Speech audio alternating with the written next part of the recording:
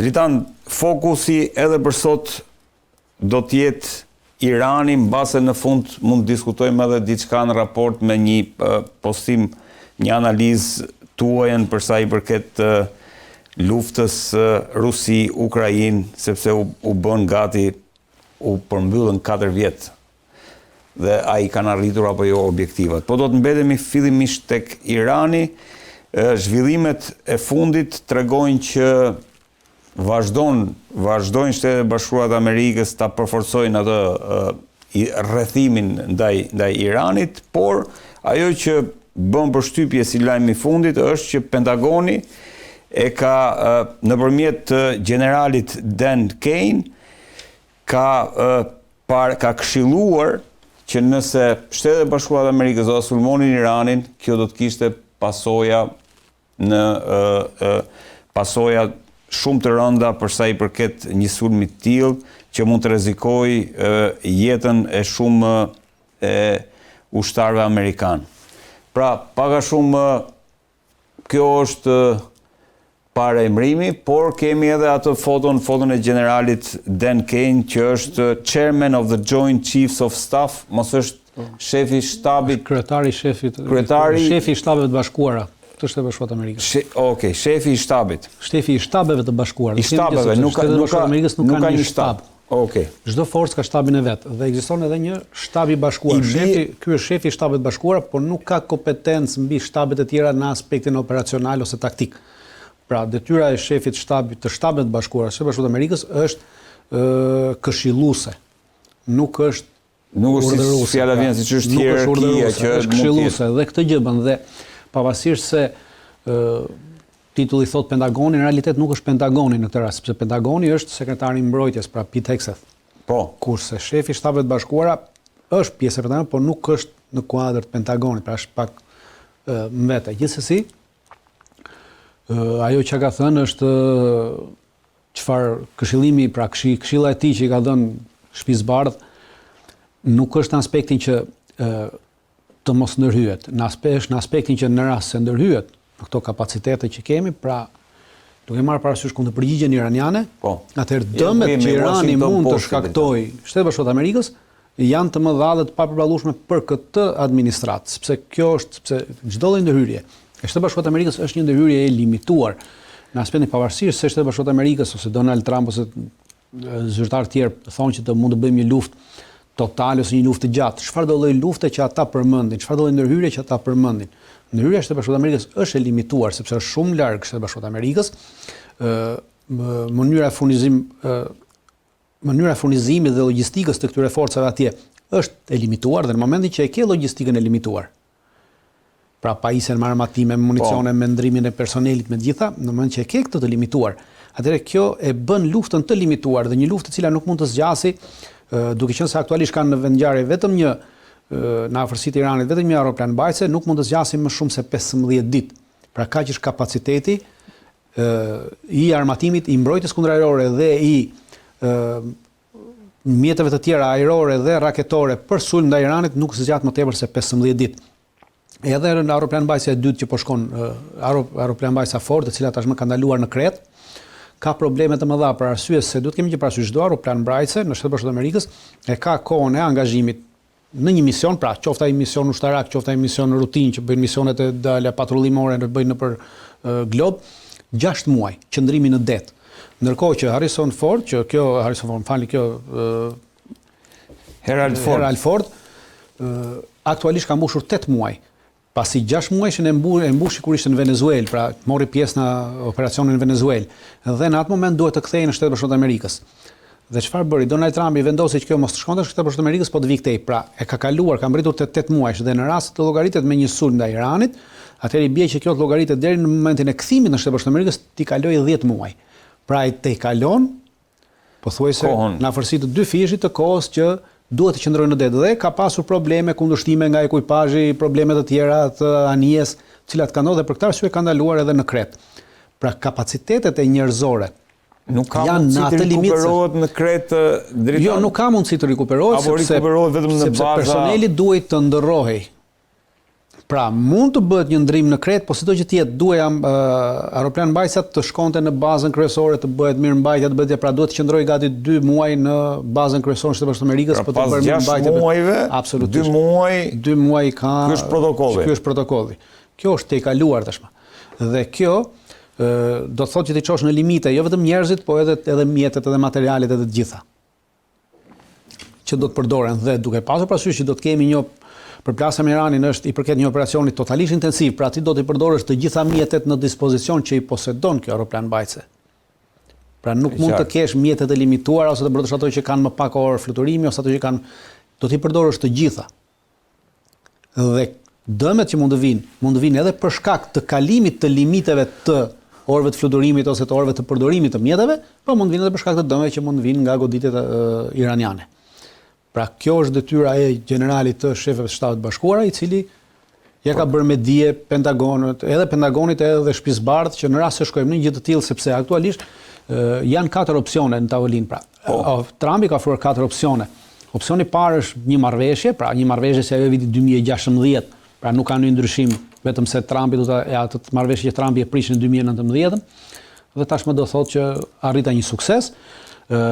Ky është opsioni i parë, pra bëjmë një marrëveshje dhe mbyllen me këtë marrëveshje dhe nuk ka sulme të rriqen forcat.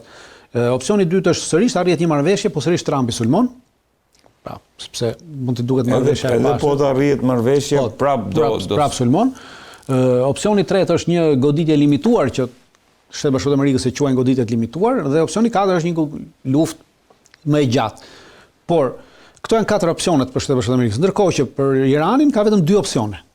Ose marrëveshje dhe Shtetet Bashkuara të Amerikës të riqen nga gjithë kjo operacioni, ose çfarë do lloj goditje që Shtetet Bashkuara të Amerikës do të bëjnë ndaj Iranit, ta konsiderojnë si të duan, Irani e konsideron çdo lloj goditje si një luftë totale dhe do të përgjigjet në aspektin total. Pra nuk ka parasysh se Amerika quhet të limituar ose gjë. Po, goditje e limituar. Pikërisht, pra nuk hyn në pesë. Tavolinë kam dëgjuar këtë. Po, prandaj po them që nuk ka goditje të limituar për Iranin. Irani ka përcaktuar që çfarë lloj goditje, qoftë edhe një raketë na selëshohet, ne do të përgjigjemi, Irani do të përgjigjet fuqimisht në all out war. Në gjithë all out war. Pra kjo është, pra për Iranin ekzistojnë 2 opsione, për Amerikën 4 opsione, por realiteti është që opsionet varen mbi atë me cilin ti do godasësh. Pra mbi kundërshtarin, mbi kundërpërgjegjësin. Kundërpërgjegjësi është Irani, kështu që në realitet kemi vetëm 2 opsione, jo 4 saç prezanton Shteti Bashkuar të Amerikës. Pra nuk ka shanse që të ndodhi goditje e limituar, sepse nuk ka shanse që ndodhi goditje e limituar. Ideja është i marrim këto skenare dritan. E para ishte marrëveshje dhe marrëveshja do të thotë që Irani të tërhiqet nga Irani, një marrëveshje në aspektin asaj që edhe Irani arrin një marrëveshje normale për Iranin, pra që të vazhdoj mbajtja e uraniumit, të vazhdoj pritet fakt pasurimi i uraniumit, pritet një propozim, një kundërpropozim. Të vazhdoj pasurimi i uraniumit, po jo në ato kapacitete që është aktuale, pra të jetë me ulë deri te 20%, që deri te 20% është mjaftueshme për nevoja energjie dhe për nevoja mjekësore. Pra kjo është e mjaftueshme. Pra në rast se arrihet kjo, pastaj me këtë marrëveshje palët bien dakord, amerikanët tërheqin forcat, iranianët bëjnë të lejojnë inspektorët e Kombeve të Bashkuara, pra të Agjencisë Atomike të Kombeve të Bashkuara që të vazhdojnë inspektimin, siç ka qenë më përpara, pra gjithçka në inspektim, në kontroll dhe në këto. Çfarë pasojash politike sjell kjo për administratën Trump është komplet diçka tjetër. Pra është një flet tjetër e blogut për të diskutuar politike nëse të rriqet me një në rast se të rriqet vetëm me një deal, pa e sulmuar Iranin, atëherë pasojat politike për administratën Trump në Shtetet Bashkuara të Amerikës dhe në raport me Izraelin dhe në raport me kristiano-zionistët, të cilët po ngulin këmbë për të sulmuar Iranin, do të sjellë probleme pra përplasje midis këtij grupit që quhet MAGA ose kryerave të tjerëve që ekzistojnë. Pra kjo janë raporte të tjera, probleme të tjera që ati hapen në rast se arrit të marrë koston, po, sepse këtu kemi gjithë problemi është te çështja e leadershipit. Pra, ai leadership që arrin të marrë koston e vendimeve të tilla, ai mund të ecë edhe përpara. Pra kemi një leadership që tashmë duhet parë Trumpi arrin të marrë koston e vendimeve të tilla. Së fundmi Trumpi e rikujtoi edhe një herë atentatin që ju bë, e ditha që jam gjithmonë shënjesër, por unë kur nuk harroj. Prandaj po them, problemi është i tillë që edhe kam thënë edhe një herë dhe përsëris që në rast se nuk e sulmon Iranin, atëherë mund të rrezikojë jetën. E risolli Trump para dje ose pardje është edhe kjo mundësia. Deklaratën. Kurse në rast se po ka edhe një tjetër që mund të arrijë një marrëveshje dhe pavarësisht se arrin marrëveshjen, sërish e përdorin Trumpi dhe Kristianët Zionistë e përdorin marrëveshjen për të ulur vigjilencën e Iranit. Pra e arritëm një marrëveshje, jemi dakord. Bie vigjilenca. Ulet vigjilenca dhe këta thonë që ne do fillojmë të tërheqim trupat dhe fillojmë të tërheqin disa avion sa për të krijuar idenë që po tërheqin trupat dhe në momentin që Irani pas 4-5 ditësh ose një javë ka ulur vigjilencën se më atëherë këta e sulmojnë dhe zën në befasi. Pra mund të përdoret edhe kjo taktikisht. Për këtë sepse këtu nuk ka çështje morali. Pra Shtetet Bashkuara të Amerikës e kanë treguar që sidomos me ardhen e Trumpit në pushtet nuk ka më moral. Pra këtu mbreti ka dalë lekuriq dhe nuk intereson më s'është më që s'bëhet llaf morali. Pra kur mbreti del lakuriq nuk ka më çështje morali. Morali nuk diskutohet. Prandaj kjo mund ndodhi. Dhe në momentin që ndodh kjo, hym te dy pikët e dyta që është te dy pikët e fundit. Pika e tretë është goditjes limituar, pra lëshon disa raketa Tomahawk, 2-3 bomba dhe thotë që e bëm të limituar dhe pret një kundërpërgjigje të limituar nga Irani. Dhe shkojmë tek dhe nga kjo pastaj Irani nuk do, siç ka thënë, nuk do të kemi kundërpërgjigje të limituar, pra juve quani si të duash, ne nuk do e bëjmë të limituar dhe në momentin që nuk e bëjmë të limituar, atëherë kalojmë te pika e 4 që Shtetet Bashkuara të Amerikës pas sulmit iranian janë detyruar edhe ato të vazhdojnë sulmin masiv, i cili nuk mund të zgjasë më shumë se 15 ditë, maksimumi 20 ditë, por që në këtë përplasje masive do të sjellë dëme të mëdha, jo vetëm në aspektin ushtarak për Shtetet Bashkuara të Amerikës në të gjitha bazat e saj, por do sjellë dëme të mëdha edhe për vendet rajonale të cilat i kanë lënë tashmë hapësirën ta përdori Trumpi hapësirën e tyre ajrore për nevojat sulmit të Iranit, sepse aktualisht për shembull sot, gjatë gjithë ditës, një avion zbulimi amerikan E-3A, nga ata avionët e mëdhenj që kemi diskutuar, që janë komanda zbuluese avion AWACS, pra ata AWACS, ka fluturuar diku të rreth 6 orë gjysmë mbi Turqi në kufi me Iranin. Pra Turqia e ka lejuar përdorimin e hapësirës ajrore, pavarësisht se thotë që nuk është kështu. Të njëjtën gjë ka bërë edhe në Katar, të njëjtën gjë ka bërë edhe në Arabinë Saudite, pra Amerika nuk po i pyet më për Amerikën e Trumpit, nuk ka aleat. Nuk njihet koncepti aleatët te Trumpi. Trumpi njeh vetëm vasalitetin dhe jo aleatët. E qartë. Dhe duke qenë se këto avion janë të bazuar, shumë ky avion i shënit të Turqia është bazuar në bazën ushtarake të Konjas, atëherë kjo bazë ushtarake bëhet subjekt i goditjes nga ana e Iranit, sepse të gjitha ato baza ushtarake është përcaktuar në Iran që do të përdoren në sulmin ndaj Shtetit Bashkuar të Amerikës, dhe kjo është pjesë e sulmit, pra në moment që ti ngrihesh dhe merr informacione dhe pa ul avionin, pra kjo bëhet pjesë e këtij sulmi. Pra me sulm nuk kuptojmë vetëm ato baza që lëshojnë raketa. Dhe ata ose dron. Pra edhe ata që mbështesin, është gjithë pjesë e sulmit, pra pjesë integrale e sulmit. Pra edhe këta avionët zbulues që ulen nëpër këto baza këto të godin, pra do të kemi goditje të këtyre bazave. Dhe po Turqia është gjatë gjithë kohës dritan që është kundër një sulmi. Dhe të jetë një sulmi kundër. Aktualisht i ka lejuar përdorimin e bazave.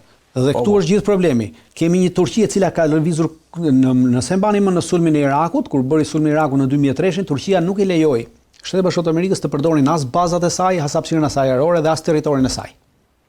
Pra në mënyrë kategorike. Nëse tashmë thotë jemi kundër sulmit, por ama bazat po lejon ti përdori. Hapësirën e saj ajrore po e lejon ta përdori. Dhe në këtë aspekt kemi një gjë që sulmi ndaj Iranit i intereson Izraelit për të parë kapacitetet mbrojtëse raketore të Turqisë, sepse duke qenë se kjo bazë kryesore në Konjas ndodhet në Turqi, është subjekt i goditjes nga Irani. Dhe në rast se Irani do të lëshojë një raketë, atëherë izraelitët kërkojnë të shohin në këtë aspekt si do reagojë dhe si do mbrohet, pra cilat janë kapacitetet mbrojtëse të Turqisë kundër ajrore. Pra Izraeli është i vetmi vend i cili intereson të shohë se cilat janë kapacitetet mbrojtëse të gjitha vendeve që kanë në rajon.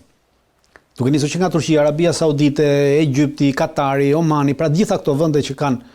Po nëse Irani godet këtë bazë dritan, Turqia vetëm do mbrohet, mund të futet dhe Turqia në. Prandaj po them që mund të futet, mund mos futet, prandaj iranianët e kanë deklaruar gjithnjë që lufta do të kthehet në një luftë rajonale. Kjo është paralajmërimi. Pra ky është paralajmërimi. Pra kthehet në një luftë rajonale. Dhe Irani ka paralajmëruar të gjithë fqinjët e tij që në rast se lejoni përdorimin e hapësirës së ajrore dhe bazat tuaja, për këtë ne do të godasim ato baza që ju e keni lejuar. Pra i ka paralajmëruar zyrtarisht më përpara.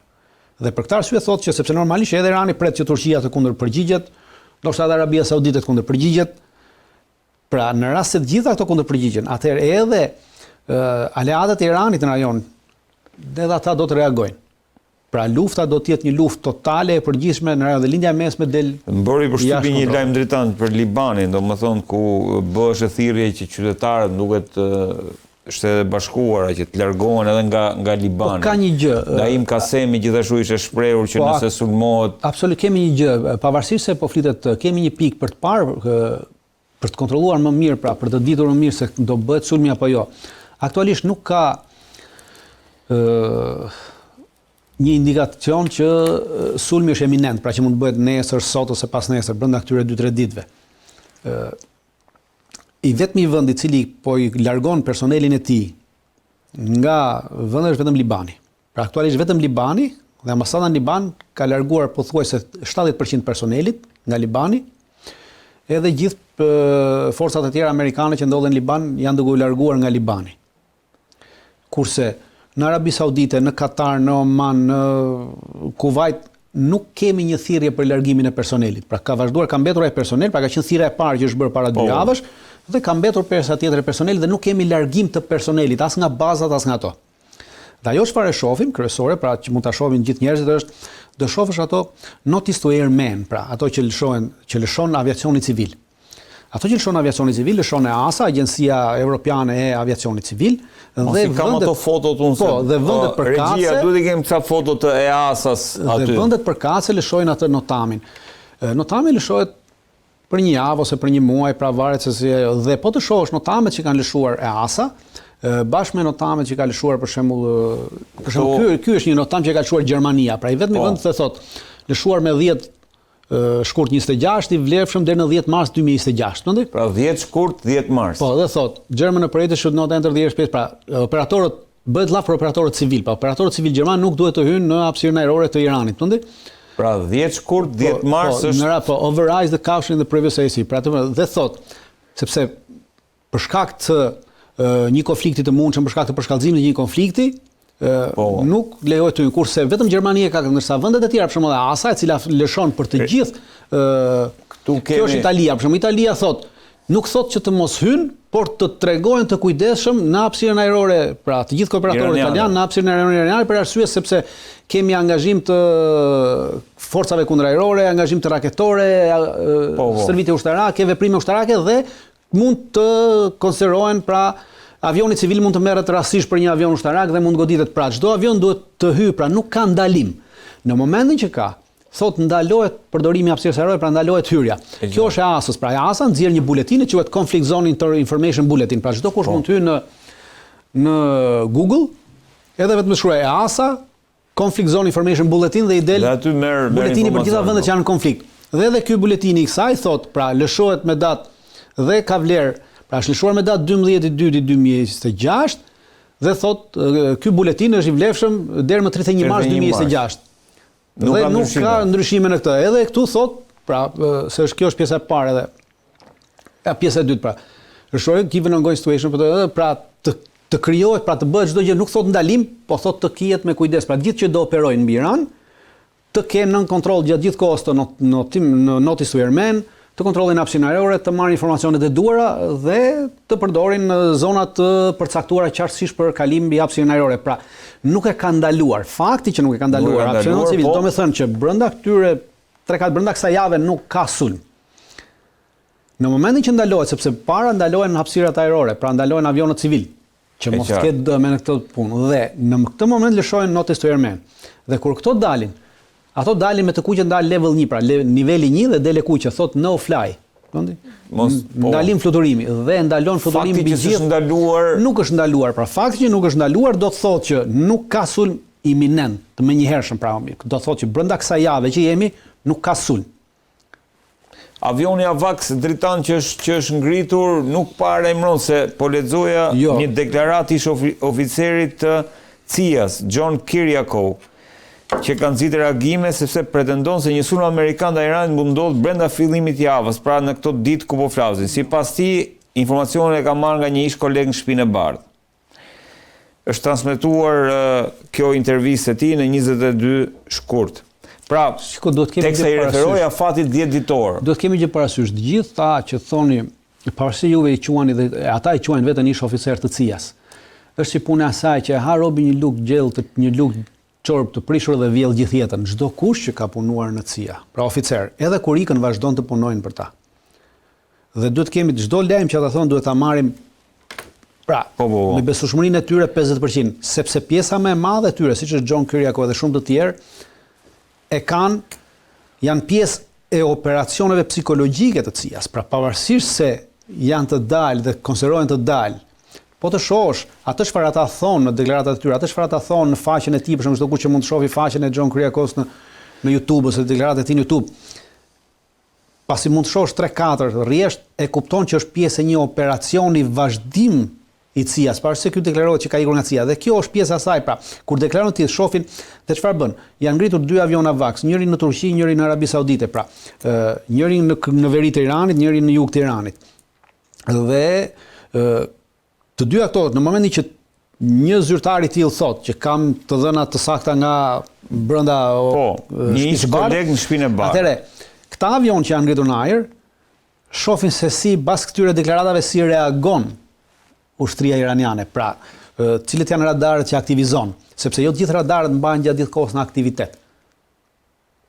Pra, një pjesë e radarëve qëndrojnë në pasivitet, pra ata janë të hapur, po janë pasiv. Dhe këto lloj janë pjesë e operacioneve psikologjike që CIA bën në ndihmë të operacioneve ushtarake. Pra, kështu funksionon. Prandaj që edhe ky John Kiriakou dhe të tjerë që flasin, duhet të kemi një parasysh që mjafton kur të thuash termin që mbaron me CIA, ish ose aktual janë njësoj. E qartë.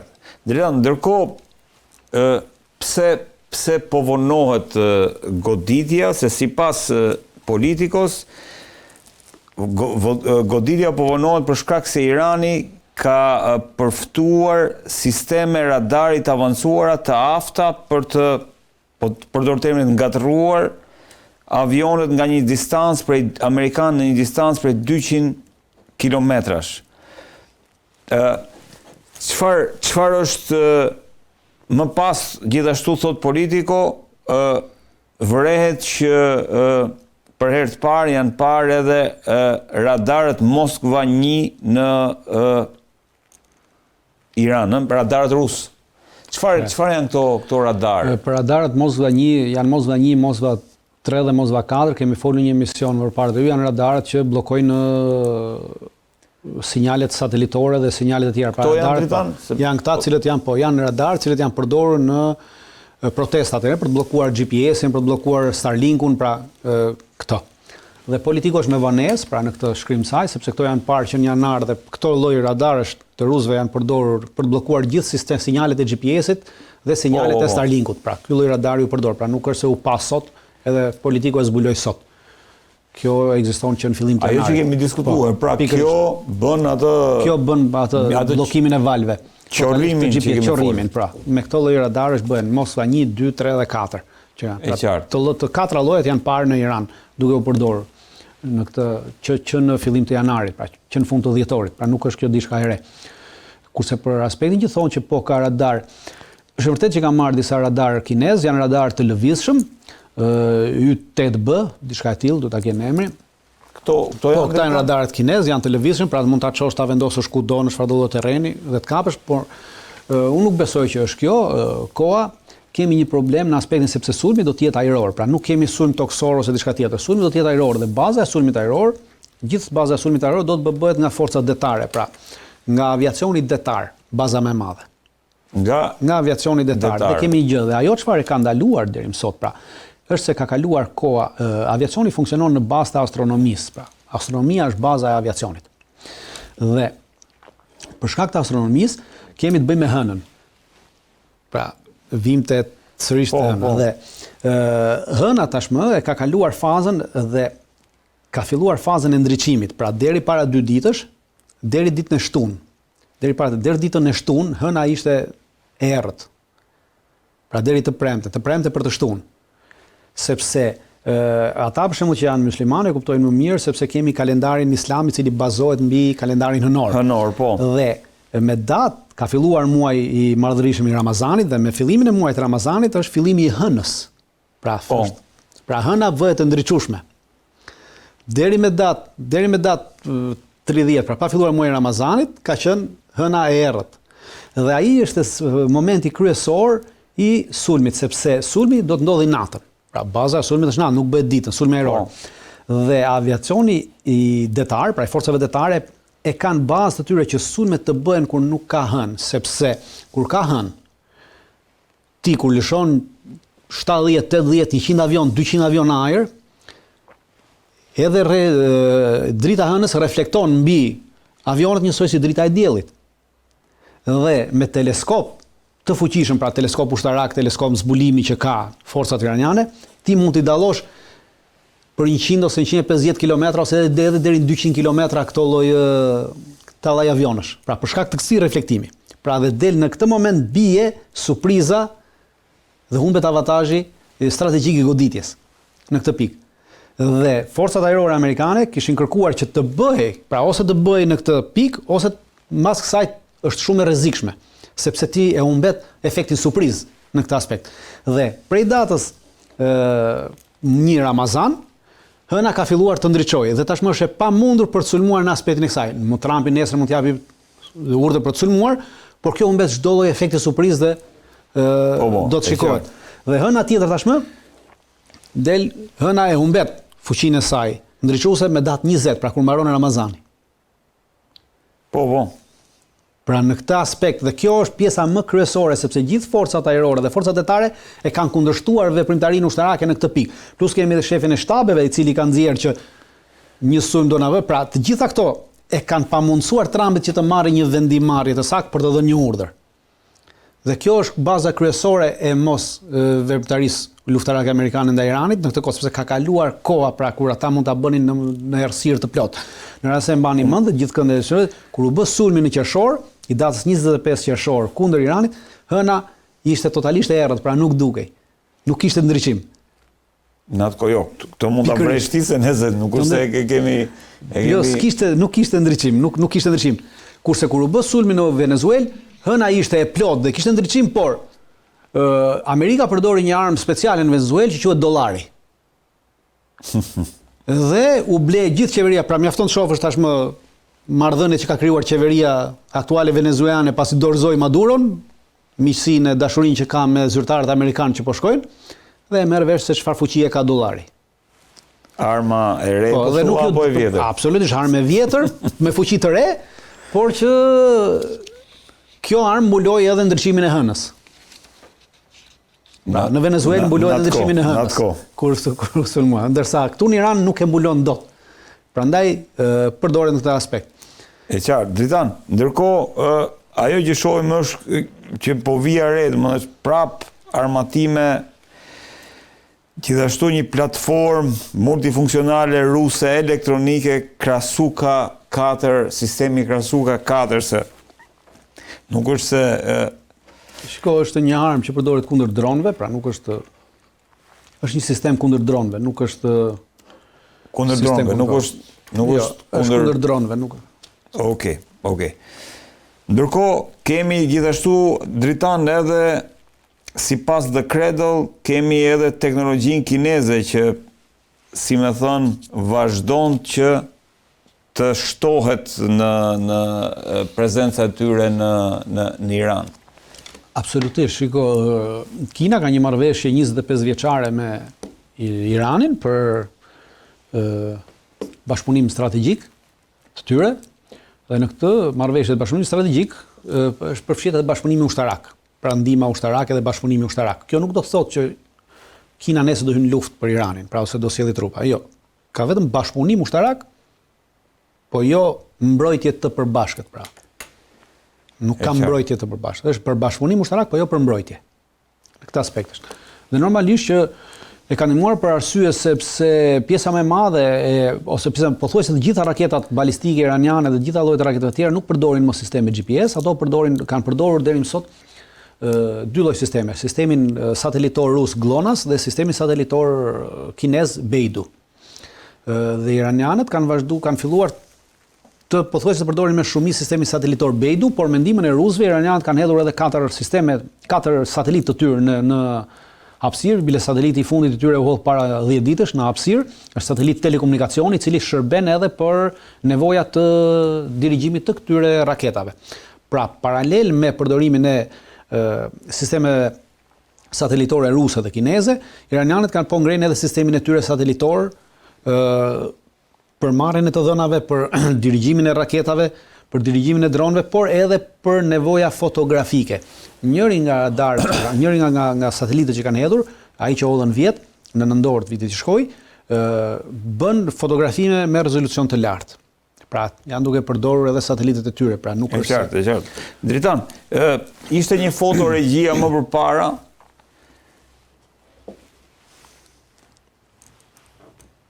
Më bëri përshtypje, duhet ishte ati ushtarit me atë. Ja kjo, Dritan. Kjo çfarë është, për çfarë bëhet fjalë? Kjo është raketë kundërajrore Krau, quhet Verba, Verba. Quhet prodhim i ri, është prodhim i ri rus, i përdorur dhe teknologji e re, sistemi i ri rus i prodhuar gjatë kohës që para një viti e gjysmë, i testuar fuqimisht në luftën në Ukrainë, ka rezultuar shumë efektiv. Fuqia e kësaj godite, rrezja e kësaj goditës është 5 deri në 6 kilometra. Mund të përdoret me radar dhe paradar. Ajo që shihni aty është radari ka kapacitet të shohë 40 kilometra. Ka një marrëveshje midis Rusisë dhe Iranit për blerjen e një sasie të madhe të këtyre armëve, por marrëveshja është bërë vjet në nëndor dhe marrëveshja e bërë vjet në nëndor parasheh që këto armë të fillojnë të lëvrohen Iranit nga viti 2027 deri në vitin 2029. Megjithatë, duke qenë se Irani nuk përjashtoi mundësinë që Irani mund të ketë marrë edhe 200-300-500 cop përpara, pra sepse marrëveshja parasheh diku të rreth 50.000 cop raketa. Pra unë nuk e përjashtoj që Rusia t'i ketë dhënë 500 cop në këtë rast, po nuk do të thotë që 500 cop janë një shumë e madhe. Por ajo çfarë nuk dihet është që a ja ka dhënë, pra në marrëveshje nuk është përcaktuar a janë bler bashkë me radarin apo janë bler pa radarin. Sistemi pa radar funksionon dhe e ndjek avionin, mjetin ajror, e ndjek nëpërmjet identifikimit që ka të vetin, pra ka një drejtues, një përcaktues të brendshëm, i cili përcakton fotografik të asaj që të dronit kryesisht, sepse është për drone ose për helikopter, sepse në rastin e Iranit asnjë avion amerikan nuk do të ulet deri në lartësinë 4-5 km, 6 km për të goditur, është e pamundur që nuk mund goditet nga kjo. Pra bëhet llaf kryesisht të përdoret kundra dronëve dhe asnjëherë në rast kundra avionit. Të gjithë avionët amerikan në rast se do të bëhet sulmi, unë besoj që do të mbesin jashtë hapësirës ajrore iraniane, por edhe në rast se do të hyjnë nuk do të ulen poshtë 10.000 metrashit. Pra do të mbajnë për sigurinë e tyre.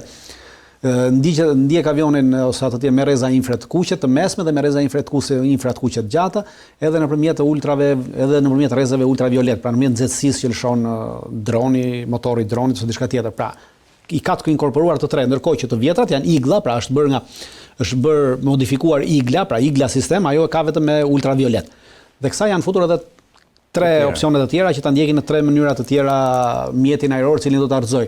Po si thash, është rrezja 5 deri 6 km dhe pa radar, 5 deri pra me sy e shef dhe godet, kurse me radar mund ta përcaktosh, sepse ta përcakton radari dhe përcakton momentin e lëvizjes dhe krahun e lëvizjes dhe këndin e godet e lëvizjes dhe e lëshon raketën më përpara. Pra nuk dihet a do të shitet me radar apo pa radar, po gjithsesi edhe në rast se janë dhënë, edhe në rast se jepen vetëm për dronët, pra nuk kanë efekt dhe nuk mund të përdoren mbi avionët amerikanë. Pra nuk është se do të shkaktojnë ndonjë dëm të madh, është thjesht një lajm për ta thënë, po nuk kanë ndonjë vlerë të madhe në aspektin e një përballje midis Iranit dhe Shtetit Bashkuar të Amerikës. Po sistemi pancir, Dritan. Edhe sistemi pancir është sistem kundërajror i cili përdoret është sistem kundërajror me rrezë të shkurtër veprimi, pasi fuqia e tij goditse është diku të rreth 35-40 km, pra që ka rrezën e goditjes, raketat pancir. Po janë pjesë e një sistemi mbrojtje me shtresa, të shtresëzuar. Pra kjo është shtresa e fundit, jo shtresa e parë, është shtresa me rrezë të vogël veprimin, pra fillon nga 5 deri në 40 km. Kjo është, pra përdoret kundër avionëve, përdoret kundër raketave, përdoret kundër dronëve, pra mund ta përdorësh të gjitha. Ajo arsyeja pse i mora Dritan ishte për të parë që mjete ushtarake ruse, domethënë janë me shumicë aktualisht sot në Iran. Absolutisht. Si ta lexojmë këtë? Shiko, është një pjesë e bashkëpunimit iraniano-rus, edhe ata kanë një marrëveshje strategjike të bashkëpunimit 20 vjeçare, pra. Dhe ajo që është interesantja është se marrëveshja, siç thash, Kina me Iranin kanë një marrëveshje bashkëpunimi strategjik 25 vjeçar, Kurse Rusia me Iranin kanë një marrëveshje 20 vjeçare, por të dy ato marrëveshje mbarojnë në të njëjtin vit. Në të njëjtin vit. Po sepse Kina, Irani dhe Rusia kanë bërë par vjet marrëveshjen dhe ka hyrë në fuqi i vjet, kurse Irani dhe Kina kanë bërë para 5 viteve. Pra njëra 20, tjetra 25 dhe mbarojnë në të njëjtin vit këto dy marrëveshje. Pra duan edhe 20 vjet që të mbarojnë këto marrëveshje strategjike. Dhe në bashkëpunim në këtë pjesë të marrëveshjeve strategjike përfshihet bashkëpunimi ushtarak, bashkëpunimi në fushën e energjisë atomike, bashkëpunimi në fushën e transportit, bashkëpunimi në fushën e tregtisë dhe të gjitha tjera. Dhe janë pjesë e kësaj. Pra janë pjesë e kësaj ndime që Irani i kërkon në këtë bashkëpunimin ushtarak. Normalisht që ky bashkëpunim ushtarak është i ndërsjellët, e themi ndërsjellët për arsye se edhe Irani i ka dhënë rusëve dronët, pra dronët Shahed që kemi parë, janë të parë, janë dronë rusë, i ka dhënë teknologji pak shumë veta e dim, por çdo kush mund të hyjë në Google dhe të shohë në vitin 2012, Irani ka rrëzuar një dron që njësh ka qenë ai në kohë, një nga dronët më të sofistikuar së Bashkuara të Amerikës, i cili është si po ta shohësh në pamje, është si në fluturim ai ngjan si një skifter si. Fluturim. Është një nga dronët më sofistikuar së Bashkuara të Amerikës, dhe Irani ka arritur ta rrëzojë nëpërmjet teknologjisë të tij këtë dron në kufi me Afganistanin në 2012 në territorin iranian. Dhe atëherë në 2012 Obama i kërkoi Iranit që ta kthente, iranianët nuk e kthyen, por e përdorën me atë që quhet reverse engineering, pra inxhinierie filluan ta zbërthenin në mënyrë inxhinierike dhe i ndanë të dhënat e tyre në atë kohë që në atë kohë me Rusin, pra nuk e mohuan që i ndanë të dhënat e këtyre dronëve amerikanë, të kësaj teknologjie amerikane shumë të avancuar në atë kohë, që nuk ekzistonte as te Kinet, por në 2012 Irani ka arritur. Dhe për asaj kohë ka një bashkëpunim të tillë me rusët, pra dhe ndarja e kësaj teknologjie, pra është një gjë shumë e madhe, pra nuk është një gjë diçka e vogël. Në luftë kjo është? Absolutisht, kjo është baza, sepse amerikanët, problemi është që amerikanët nuk e kanë ndruar me këtë teknologji. Kanë bërë dronë të ri, por bazuar mbi këtë teknologji të 2012-s. Dritan, kjo ishte për sa i përket, po para se të kaloj edhe tek një bisedë në lidhje me luftën në Iran sërish, po do doja shumë me që jemi futur te teknikalitetet e një sulmi, çfarë është kjo flota e mushkonjave të Iranit? Bëhet fjalë për këto. Po quhen mushkonja sepse janë këto, ne kemi folur në një emision të tuaj, me sa më mend, janë këto varkat, mund t'i quajmë skafe, po i themi. Skafe, secili skaf përdoret nga 4 veta dhe këto skafet janë të pajisura me raketa antidetare, me 2 lloje, me raketa antidetare me gjuajtje direkte dhe me raketa antidetare që kanë një rrezë deri në 200 km, janë Hormuz 1 dhe Hormuz 2, dhe diferenca, problemi këtyre raketave është që këto raketa e ndjekin anijen, të cilin pra objektin detar që duke dasësh nëpërmjet rrezëve që ajo lëshon, pra duke qenë se çdo anije luftarake përdor radarët, pra atëherë dhe anija luftarake kryesisht janë në lëvizje. Dhe normalisht që në një rrezë prej nga 100 km deri në 200 km ti nuk mund ta shohësh anijen, sepse këto kanë një radar shumë të vogël. Pra ato kanë një radar bordi deri në 50 km, 70 km. Pra kur kalon mbi 100 km nuk e shohin ku ndodhet anija, por në momentin që e lëshon rrezë, e lëshon këtë raketë Hormuz 1 ose Hormuz 2, kjo raketë automatikisht e ndjek anijen deri në 300 km nëpërmjet rrezëve të radarëve dhe komunikimit që kjo anije lëshon. Pra, nëpërmjet valve të radarëve dhe valve të komunikimit të anijes.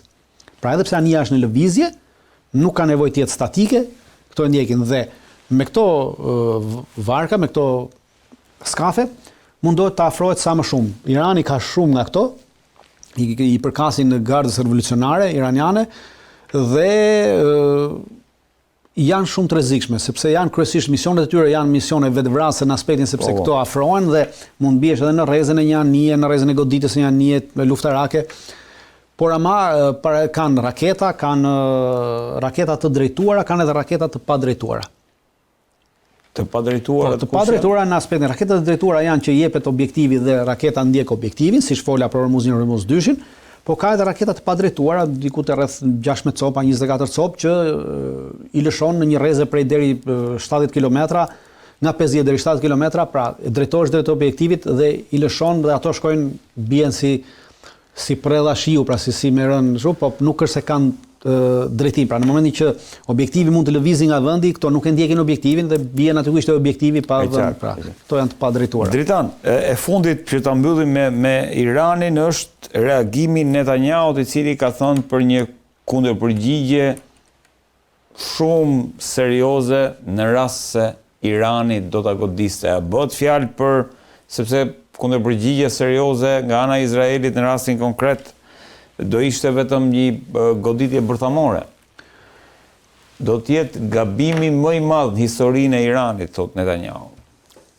Unë mendoj që po, sepse Izraeli nuk ka asnjë kapacitet tjetër për kundërpërgjigjur Iranit vetëm me bombë bërthamore. Izraeli tashmë është kthyer në një deri dje ishte një bazë avancuar e Shtetit Bashkuar të Amerikës, tashmë është një klient i avancuar i Shtetit Bashkuar të Amerikës dhe me luftën 12 ditore me Iranin, por edhe me luftën 2 vjeçare me Hamasin, u pa që Izraeli nuk është as shtet, pra është një sekt nazifashist,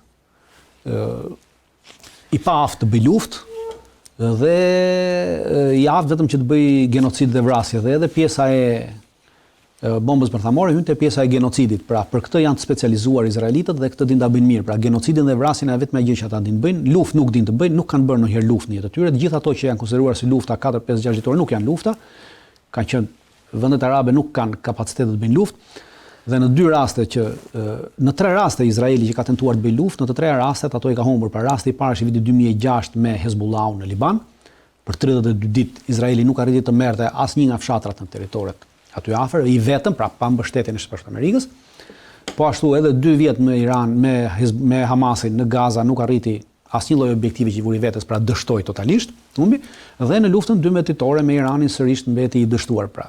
E ka treguar që nuk ka asnjë lloj kapaciteti dhe vetmja gjë që ata mund të përdorin, posedojnë bombën bërthamore dhe mund të lëshojnë bombën bërthamore ndaj Iranit. Vetëm kjo është kundërpërgjigje serioze e Izraelit ndaj Iranit. Kundërpërgjigje tjetër nga ana ushtarake e Izraelit nuk ka asnjë kapacitet që t'i bëjë Iranit pa Shtetet Bashkuara të Amerikës.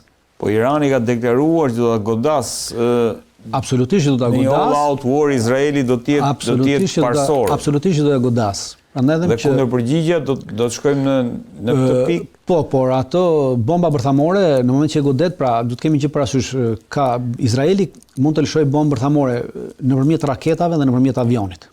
Pra 2 ka, ose do lëshoj një raketë balistike ose do lëshoj nëpërmjet raketave të avionëve. Në momentin që fillon lufta, pra në momentin që Shtetet Bashkuara të Amerikës e godasin Iranin dhe Irani fillon e kundërpërgjigjet, atëherë në këtë moment humbet mundësia që Izraeli ta godasi me avion, sepse këta avion nuk mund të afrohen, sepse që të afrohen, rrezja e veprimit të kësaj bombe, të kësaj rakete bërthamore që Izraeli sheh është diku rreth 240 kilometra rrezë goditje.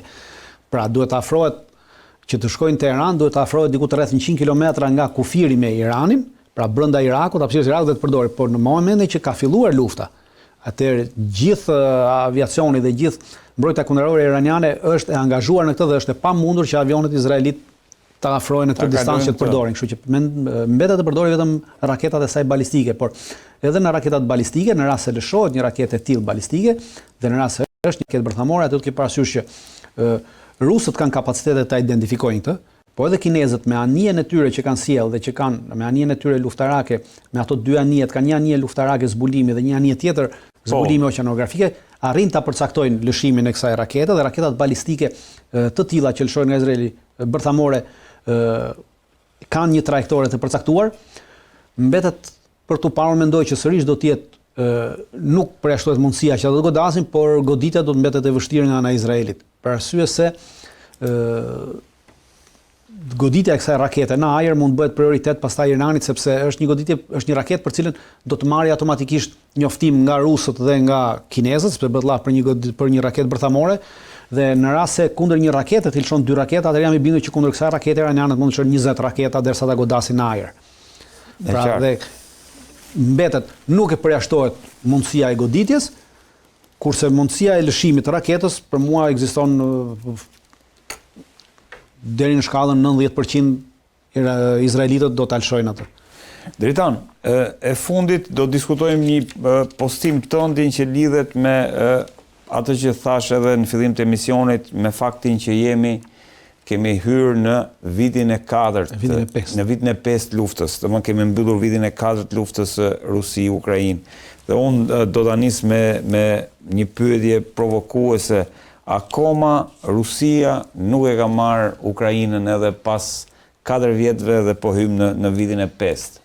Do të kemi një gjë parasysh. Është një pyetje që ju e bëni pyetje, ndërsa po thuaj se gjithë shumica tashmë një pjesë e mirë e perëndimorëve në perëndim e mediave perëndimore e nxjerrin këtë si një pjesë të fitores, pra duke qenë se në fillim ishte që Rusia ishte një stacion, një pompë benzine e maskuar si shtet, dhe me luftën në Ukrainë brenda një kohë të shkurtër Rusia do të binte si shtet, nuk do të funksiononte më. Tashmë që nuk arritën ta zhbëjnë Rusinë, tashmë kemi kaluar te kjo që perëndimi e quan që shef ka 4 vjet nuk po e merr dot. Pra në çdo lloj mënyre perëndimi mundohet të justifikojë humbjen e luftës në Ukrainë. Lufta në Ukrainë nuk është bërë për marrjen e Ukrainës, pra do të kemi që parasysh lufta në Ukrainë kemi bërë me një luftë me një objektiv strategjik të rusëve, e cila ka të bëjë me eliminimin total të ushtrisë të forcave të armatosura të Ukrainës, pra të fuqisë ushtarake të Ukrainës dhe të fuqisë ushtarake të NATO-s në Ukrainë. Operacionet që zhvillohen në Ukrainë përkasin apo janë operacione ushtarake në shkallë të gjerë, operacionet ushtarake në shkallë të gjerë që janë zhvilluar prej ditës së parë së luftës edhe vazhdojnë edhe tashmë, në këto 4 vjet kemi hyrë në të 5-ën si shtatë edhe juve, kanë të bëjnë me operacione që zhvillohen në nivel korpusi, në nivel divizioni, në nivel brigade, pra brigade lart. Brigada është nivel taktik ose gjysmë taktik, gjysmë operacional, kurse divizioni është nivel operacional, kurse korpusi është nivel strategjik. Pra neve kemi aktualisht në Ukrainë, kemi pasur prej fillimit të luftës deri më sot, të gjitha operacionet ushtarake zhvillohen në nivelin e divizionit dhe pra nivelin operacional dhe nivelin strategjik. Dhe për këtë arsye quhen në shkallë të gjerë. Dhe gjithë kjo vrimtari ka të bëjë, qëllimi i vrimtarisë në shkallë të gjerë është pjesë asaj që quhet luftë shkatërruese, pra që i thon attrition war, war. Pra kjo attrition war nuk mund të funksionojë ndryshe vetëm se nëpërmjet operacioneve në shkallë të gjerë. Pra vetëm me operacione ushtarake në shkallë të gjerë, sepse quhet shkatërruese, pra zhbërse, shkatërruese, thërmuese, dhe qëllimi i saj është që të shkatërrojë dhe thërmojë forcat armatosura të kundërshtarit, pra fuqinë ushtarake dhe fuqinë mbrojtëse të kundërshtarit ta shkatërrojë. Nuk ka për qëllim që të marrë territor në vetvete, pavarësisht se territori bëhet pjesë e kësaj, sepse ti shkatërron një pjesë të ushtrisë dhe ku ajo shkatërrohet, ajo që mbetet të rriqet dhe atë territor e merr ti se avancon. Por primar nuk është territori. Primar është shkatërrimi i fuqisë ushtarake. Pse? Sepse në moment që ti shkatërron fuqinë ushtarake dhe ti e merr këtë territor që armiku e lë, atëherë armiku nuk ka kapacitetet të kundërsulmit në territorin tënd. Pra ti nuk I jep mundësi atij që të riorganizohet, të forcohet në ato terrene në atë nivel operacional dhe strategjik, por edhe qoftë taktik që ti sulmon ose që mban në ato terrene. Dhe baza e luftës shkatërruese dhe baza e luftës të operacioneve, pra me operacione ushtarake në shkallë të gjerë, është industria. Dhe lufta në Ukrainë ka treguar në këto 4 vite që është një luftë industriale. Siç ishte lufta e parë botërore dhe lufta e dytë botërore. Lufta e parë dhe lufta e parë ishte një luftë industriale, e cila mbaroi me marrëveshje, kurse lufta e dytë botërore ishte totalisht një luftë industriale dhe fitoi ajo palë që prodhonte më shumë, armatim ajo palë që prodhonte më shumë, municion ajo palë që prodhonte më shumë ushtar. Pra fitoi perëndimi së bashku me Bashkimin Sovjetik, sepse arritën të tejkalonin në aspektin e industrisë, kompleksit industrial ushtarak, prodhimtarinë dhe fuqinë industriale të Gjermanisë, qoftë me armatime, me municione, me mjete ushtarake, por edhe në sasi në njerëz. Pra quhet luftë industriale. Luftë industriale. Edhe kjo që po zhvillohet aktualisht në Ukrainë është luftë industriale, sepse kemi hyrë në një luftë ku tashmë Ukraina e harxhoi ushtrinë e saj dhe mbetet të marrë armatime dhe municione dhe çfarëdo lloj ndihme tjetër me përjashtim të asaj njerëzore nga perëndimi pra nga NATO. Pra NATO po e furnizon tashmë që 3 vjet Ukrainën me çdo lloj gjëje, pasi Ukraina nuk ka më asnjë kapacitet të prodhimit të saj, sepse ato kapacitetet të prodhimit që kishte trashëguar nga Bashkimi Sovjetik, ato u shkatërruan në vitin e parë të luftës. Pra nuk ka më kapacitete, ato që kishin mbetur, sepse kapacitetet industriale ushtarake të Ukrainës që u trashëgoi nga Bashkimi Sovjetik, gjysmat e tyre i kishte kanibalizuar për shkak të korrupsionit të lartë që kishte Ukraina, kurse ato që kishin mbetur u shkatërruan nga bombardimet ruse. Ndërsa Rusia I rriti kapacitetet e saj të prodhimit industrial ushtarak, për arsye se ajo trashëgoi pothuajse 80 deri 90% të industrisë ushtarake të Bashkimit Sovjetik, nuk e prishi dhe nuk e shkatërroi atë, por nuk I kishte aktivizuar. Dhe nuk është se ngriti nga e para, pra nuk bëri ndonjë sforco të madhe për ngritjen e kapaciteteve industriale ushtarake. Rifuti në aktivizim ato kapacitete të industrisë ushtarake sovjetike që kishte, po që i kishte ngrirë, me thënë, se si më ta them. Pra i kishte konservuar dhe ato i rihapi sërish dhe nga ato po prodhon. Ato fabrika, ato uzina që janë që Stalini ish vendosi dhe çfarë bëri Stalini tregoi që dhe kjo luftë tregoi që Stalini pasi qenë një njeri i zgjuar, pra një nga ata që janë burra shteti, pra dhe burrat e shtetit mendojnë për dekada më parë. Na jo në aspektin e burrit shtetit që edhe ajo është burr shteti, pra që me vendimet, por ama në aspektin e industrisë ushtarake dhe gjatë luftës me Gjermaninë ai vendosi që gjithë industrinë ushtarake ta zhvendosë në thellësi, pra zhvendosin në thellësi të Rusisë në Urale, në Bashkimin Sovjetik. Dhe aktualisht ato fabrika, ato uzina janë aktualisht ato që prodhonin në kohën e Bashkimit Sovjetik. Ato po prodhojnë edhe sot aktualisht. Dhe kjo pse e bëri në Urale? Sepse në Urale e parashikoi që çfarë do lloj veprimtarie luftarake që të ndodhet në kufit e Bashkimit Sovjetik të atëhershëm, cili është sot Rusia, mbeti Rusia nga zhbërja e Bashkimit Sovjetik. Këto fabrika janë jashtë rrezës së goditjes të armikut. Pra, bëri atë që quhet thellësia strategjike. Pra shfrytëzoi thellësinë strategjike dhe thellësinë strategjike i jap bashkë gjeografisë dhe thellësia strategjike u bashkangjit edhe popullatës. Kemi në Ukrainë kemi një popullat për 44 milionë në fillimin e luftës, tashmë ka mbetur 25 milionë sepse kanë ikur pothuajse 20 milionë, edhe më shumë mendohet, kurse Rusia është një popullat për 144 milionë, pra ka thellësi strategjike, ka thellësi njerëzore, ka thellësi industriale. Të treja këto, ndërsa Ukraina nuk ka as thellësinë e popullatës, pra nivelin e popullatës për të përballuar humbjet, nuk ka as kapacitet industriale për të zëvendësuar humbjet që kanë, dhe nuk ka as thellësi strategjike për arsye se të gjitha raketat ruse mbrin çdo lloj pike të territorit të Ukrainës.